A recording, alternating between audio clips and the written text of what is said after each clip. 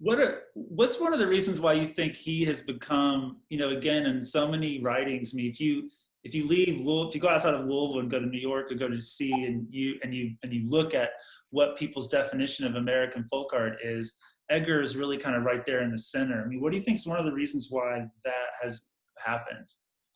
I think the objects, the dolls, as he called them, are just really compelling. I mean, look at that figure there. Well, I think Edgar's made it, and not unlike Bill Traylor and William Edmondson and a sort of a select other few, basically because it looks like modernism, or what people think modernism should look like. And, all of those artists, whether it be Edmondson in the 30s being shown at MoMA, or Tolson being shown at the earlier parts of his career at the Whitney Biennial, just more palatable to a certain aesthetic and audience.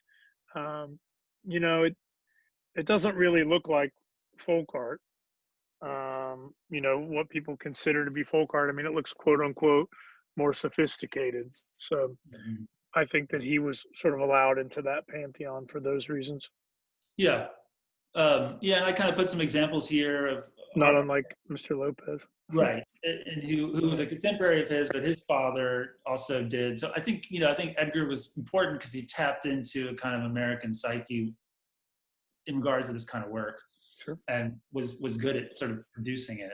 And as Guy was sort of sharing, he also kind of, walked the walk and talked the talk of the kind of character that, you associate with this era and this kind of creation.